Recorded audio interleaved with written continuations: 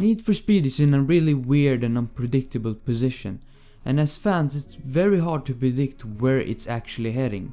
But today I'm explaining bit by bit where I think Need for Speed is trying to go. Yo, what's good guys, and welcome to another video. Before we start off with anything, I just want to explain that I'm not on anybody's side, not on the fan side, not on Criterion's EA side, nothing. So I'm going to try to explain this as neutral as possible by looking at facts, etc.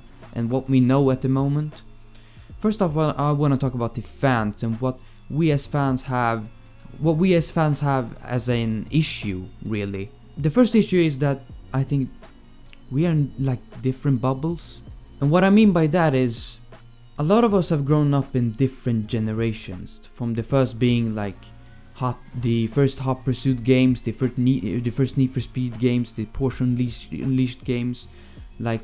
That generation, they like the more super/hypercars racing with cops, because that's what they grew up with, that's what they like, that's their kind of niche, you know. And that's what Need for Speed was in the beginning. But then it evolved to the street racing game that we all loved today, like Underground 2, Carbon, Need for Speed Most Wanted, and so on. And most of us come from this generation, including myself. I, as a child, bought, I think the first game I bought was the Most Wanted 2005. And I fell in love with that game, and I can honestly go back to the game and play today. And the same can go for the people who play the first Hot Pursuit games. They will jump into that section and they will praise those games and not the Underground games, if you get what I mean. And maybe you have even the next generation, which is the new Hot Pursuit, the new Most Wanted, the Run. The thing is, people who play Need for Speeds, they're of all ages. I know people that play Need for Speed that are my age, older than me, and younger than me. We all love different things. We all are different. And I think by trying to make Need for Speed one thing only is wrong, because Need for Speed has been so many things over the years. And by trying to make it one specific thing because I think so is wrong. And I think this misunderstanding needs to be solved. We need a game that can connect us all. And I think there is where the identity issue comes in place. As I said, Need for Speed has been many different things. It has been Need for Speed Shift. It has been Undercover, it has been Most Wanted 2012, 05, Porsche Unleashed, you name it. There are plenty games out there, and honestly, if you took these games and removed the title and showed it to a non-Need for Speed fan, I guarantee you they would not think it is the same game, the same franchise, the Need for Speed trademark. I mean, that's a fact, and I think most of us can agree on that. But the thing is this, I have a theory, and that is that the Need for Speed Underground Street Racing is the true identity of Need for Speed. Now hear me out. Need for Speed, before the Underground Street Racing Fast and Furious inspired game, it was a good franchise, it did well. But with the Need for Speed Underground Street Racing game, it evolved and became something else. It really shined and did a lot of things more than just racing an ordinary car. You can do a lot more with the car now. You can personalize it. It was very different and very very personalized, and that thing connected with the player a lot more at the time, and I think a lot of us fell in love with that. And I mean, even if you look at the sales, that will show you Like I think Underground and Underground 2 got like over 10 million in sales.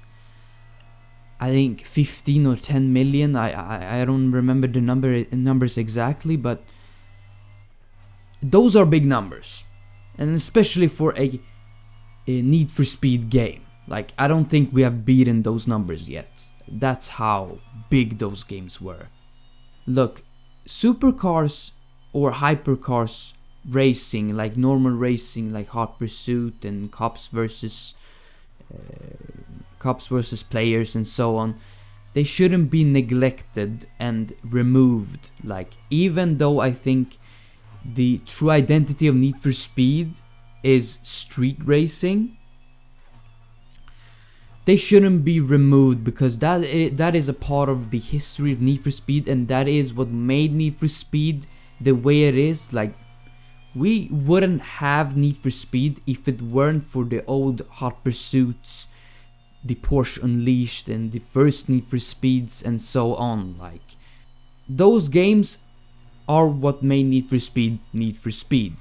So by removing them would be totally wrong. The perfect combination would be to kind of mix things all, but make the street racing the core and the focus, but also including the other elements so that everybody can enjoy the game as much as possible. And I think this is the best way to do it, to please as much fans as possible. But of course you can't please everybody, because we all have different opinions of what Need for Speed is. Some think that it should be only it should be only street racing. Some think it should be only like Hot Pursuit type of game. Some think like it should be Need for Speed Shift. Who knows? Some people probably do think that. So there will always be people who don't agree with the game and etc. Like, but now hearing that Need for Speed wants to add bikes becomes even more confusing when it comes to the identity issue that we already have. In my opinion, it's not a bad idea. I do not neglect the idea of adding bikes, but I think where the issue comes in is Need for Speed has already an identity issue. Like we all know this. By adding bikes, wouldn't it make it even worse? Wouldn't it kind of ruin it a bit? You know, you can still make a great game with great games with only cars. Like, I don't think that's necessary right now. I think that's a great idea for the future and something they could implement in the future. And a lot of people have requested this, believe it or not, but adding it now, it doesn't make sense. It doesn't make sense at the time, and I think that's a no. But they're adding it. By the footage that we have seen on Twitter and stuff, they're adding bikes, and they could be heading in a wrong direction. Criterion could be heading in a very bad direction by doing this, and it's very, very worrying, to be honest. It's odd. They should focus on fixing the identity issue that they already have, and that is making the core fans happy by doing the idea that I just told you, with street racing being the core and the hypercars and the other stuff being in the background, like implementing it. But of course it has to make sense. It cannot just be implemented just because and just throw it in like they have with Need for Speeds, like the Need for Speeds have with the last couple of games, which it's quite sad, because like Ghost had great ideas with the previous Need for Speeds, but the problem was the execution, and that was just horrible. The execution was horrible because they tried to do a lot of things at the same time, and I think they listened to the fans a bit too much. They tried to implement what the fans wanted, and because we fans we all are, because of us fans being so different, and because of us all fans coming from like different generations and stuff, it makes it very weird, and like it doesn't really make sense. And that's why kind of Heat and Payback turned out the way they turned out, because it just doesn't, the core, the identity doesn't make sense. It doesn't have it. Like Call of Duty has an identity, FIFA has an identity. I mean, those can change. Need for Speed has been so many different things. I think that the first thing they should they should fix is the identity. That's the core of the game.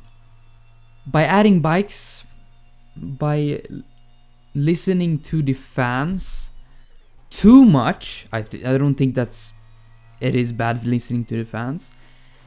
It can be very confusing, and it can just go bad quickly. They need to look at the statistics. Okay, what is the most popular Need for Speed? Underground 1, Underground 2, Most Wanted. Most of the fans come from those games. Let's build a game around that, but also add in and implement other things from other Need for Speed games that were also popular. Make things make sense. That's in my opinion like the biggest thing they should be worried about. If they can do that, I think that's like 90% of the work done, in my opinion, when it comes to Need for Speed and Need for Speed in general being good again. Alright, moving on. We've kind of already looked into my wish list, but also another issue that I think should be solved is content. Need for Speed needs to have content. I'm tired of Need for Speeds releasing every 2 years and not having content. Having customization is great. Having street racing is great. I love Need for Speed Heat because of the core, because what it tried to represent. But I got tired after like 2 months. I stopped playing the game. Of course, with the mods I came back to it, but I stopped playing the game. I honestly were more invested in Need for Speed Most Wanted 2012. I was more invested in those games than Need for Speed Heat, unfortunately. Why? Content. Content is very important, and I think when you look into the fan base, a lot of us want, the customization, they needs me more in depth, why are they not doing it? I don't think that's the case. I think content is far more important at this moment. I'm not saying that customization is not like, shouldn't be a priority, because it really should, but they need to add content as well.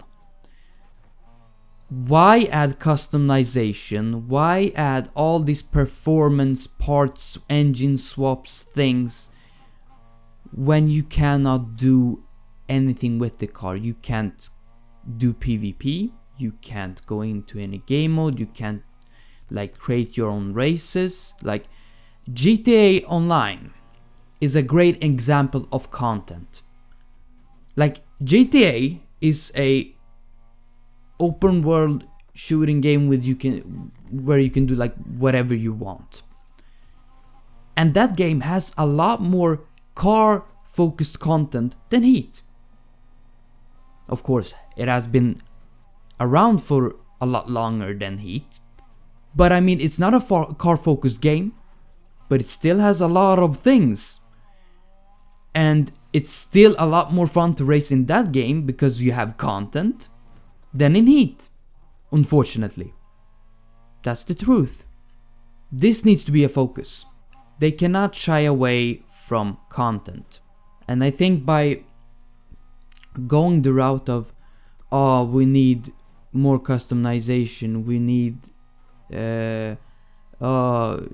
more engines to swap and etc, like more in-depth dyno and this kind of stuff that a lot of other people have been suggesting, which I think are great, like dyno and tuning your car and stuff and making it really your own is great. But it needs to have content, it needs to fit, it needs to make sense in order to have those things. It's like making a cake without egg. Without, like, you get it. It needs to be connected. It needs to make sense again. Need for Speed needs to be a game that keeps us playing for more than 6 months. Like, minimum 1 year of support is perfect. More support is just a must. There needs to be support for the next Need for Speed game, otherwise they will lose a lot of fans, because a lot of fans are very, very upset with the state of Need for Speed and where it is right now. Where it is right now. Can't even speak. Like, that's a must. That's really a must. Again, there was the identity issue that needed to be fixed, and the support. I think these two are the most important things. And another thing I wanted to mention about Need for Speed is that I think they should stop being too children friendly with difficulty. I hate games that downgrade because people complain that it's too hard. It should be hard. What is the issue with games downgrading, making things easier for you? The core part of a game is that it should be challenging. You should be challenged.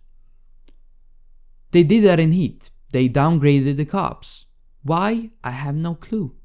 Completely unnecessary. The cops were good. The only thing that stood up with the game was cops, and they downgraded it. Like, this is... And it's not only Need for Speed, it's other games as well, but like, they need to keep things balanced. And of course, that's hard. It's not easy, not an easy job. And the things we are like, and things that I've mentioned today, it's not easily done.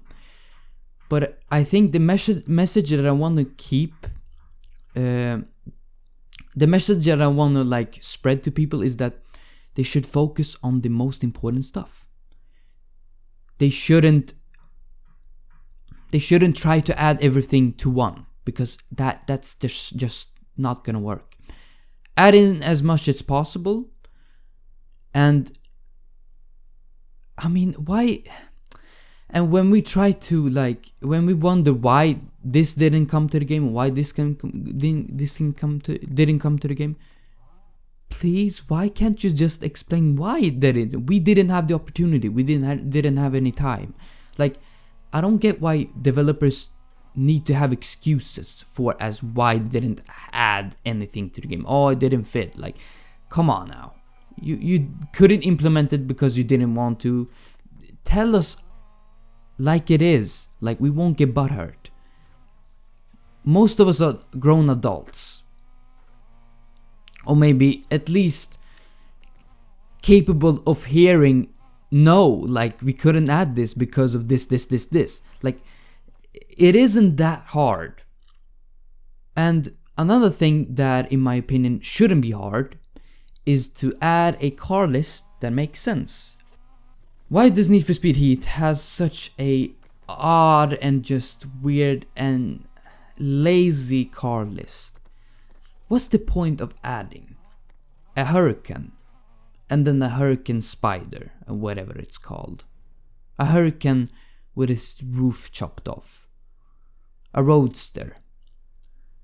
It's the same car. It should be a customization option. Why do you need to add that as an extra? Like, come on, we see it. Like, it's so lazy, it screams, I am lazy, we don't have any time. Like, come on. And then I get it. It's to boost, oh look, we have this many cars. It's not about how many cars you have. Of course, it's not about many cars. Of course, it's nice to have a decent, like, many cars in a game, but too much can become too overwhelming, and too little, of course, that's bad too. But it's better to, in my opinion, be honest about that. But of course, they're a company, they have to come up with solutions, and sometimes they just need to throw that in, like, they have no choice. And I think that's probably the situation. And the situation with a lot of other things, they just had to throw something in order to complete what they said they were gonna complete, like. But that's another thing, like, that should be better done, like, in general. But that's for another video that I'm gonna make in the future. So if you wanna see me make a video about the car list and what it should look like, please make sure to subscribe if you enjoy and like what I've said so far, to keep up with what I'm going to upload in the future. Anyways, moving on to what I think is expected for the next game. In my opinion, I think Criterion will make better games than Ghost, and that's purely based off them having a bigger studio, and that is more of a theory, because they have a lot of positions missing. Like, if you go to their website, I think you can see how much, like, important positions are missing. But Ghost were a very small studio compared to Criterion, and I think they will do better off. Honestly, I have a feeling. maybe that's bad. I mean, maybe it's even worse. Like, who knows? But I'm gonna keep my optimism and say that they're gonna make a better game. But I don't know, the leak was kind of weird, and that kind of worried me a bit. And then afterwards, finding out that they don't have a lot of, like, important position filled out, that also is a bit like a red flag. But I think because Ghost made good idea games, like good games when it came to ideas, when it came to what they wanted to do with the game. Where they slacked were the execution. And I think the execution of Criterion and what they are going to try to do is going to be better than Ghost. Criterion have experience in the past making Burnout games and 2 Need for Speed games, if I'm correct. Hot Pursuit 2010 and Most Wanted 2012. The thing is, these two were very, like, Burnout-ish games. Like, they had elements of Burnout in them. Except for Hot Pursuit, maybe, because that was a game before Criterion. But Need for Speed Most Wanted 2012, of course, Most Wanted was actually supposed to be a sequel to Most Wanted 05 or Carbon. And there is actual footage of the game trying to be a street racing game. But they didn't have time, and they just went the easy route and made what is Need for Speed Most Wanted 2012 today. And that shows that they had an idea to make a street racing game, but they just didn't have any time. And the thing is this, because of games today being on a deadline, I think Criterion might be trapped in the same position as they were in 2012.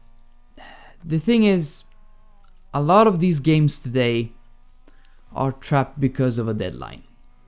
A lot of games today struggle because of a deadline, and they have to make something work.